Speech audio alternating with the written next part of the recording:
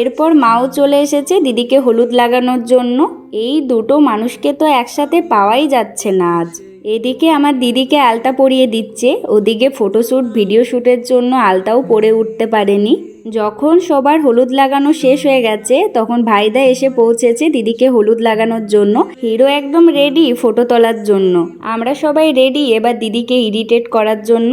আমাদের সব নায়িকাগুলো পরপর দাঁড়িয়ে আছে, আর এই যে মাঝখানে বসে আমাদের মহানায়িকা। এই কটা দিন তো ইনিই আমাদের সেলিব্রিটি। এরা সব এক একজন এত বেয়াদব, ফুলগুলোকে ছুঁড়ে সেগুলো আবার মাটির থেকে তুলে আবার ছুটছে। আমার কাকুও চলে এসেছে একদম হিরো সেজে। এখানে ঝুনু দিদির সাথে কিছু ট্রানজিশন রিল বানাচ্ছে। এই দেখো, আমিও কিন্তু বানাতে ছাড়িনি। এই ভিডিওগুলোই কিন্তু সারা জীবন থেকে যাবে স্মৃতি হিসেবে। তবে ভগবানের কাছে প্রে করব আমাদের বন্ডিংটা যেন এমনটাই থাকে সারা জীবন।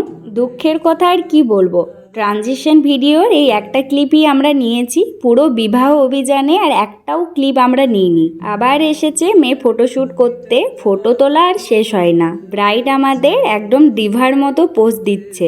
ওই যে ওই আরেক ডিভা, সেও শুরু করে দিয়েছে ফটোশ্যুট। কি বলো তো, আমাদের মেয়েদের এত সুন্দর করে সাজগোজ করার পর যদি একটা ফটো ভালো না আসে তাহলে দুঃখের আর শেষ থাকে না। আমরা তো সবাই এখানে ফটোগ্রাফারের কাছে লাইন দিয়ে দাঁড়িয়ে আছি, দিদির ফটো তোলা হয়ে গেলে সবাই এক এক করে তুলবো। এত কষ্ট আমি রাখবো কোথায়, আমার তো এই রিলের ট্রানজিশনটাও কমপ্লিট হয়নি। যাই হোক, এখন চলে এসেছি ম্যারেজ হলে ব্রেকফাস্ট করতে। সবার খাওয়া হয়ে গেছে, শুধুমাত্র আমরাই কজন বাকি আছি। রিচুয়ালস আর শেষ হয় না, এখনো অবধি একটা রিচুয়াল বাকি রয়েছে। এবার সবাই মিলে দিদির মাথায় জল ঢালবে। যা গরম পড়েছে তার মধ্যে এই জলের রিচুয়ালগুলো কিন্তু বেশ ভালোই। দিদিও কিন্তু বেশ এনজয় করছিল এই নিয়মটা। যাই হোক, আজকের মতো ব্যাস এটুকুই। যদি বিয়ের ভিডিও দেখতে চাও বা ভালো লাগে then do like, share and follow. Tata.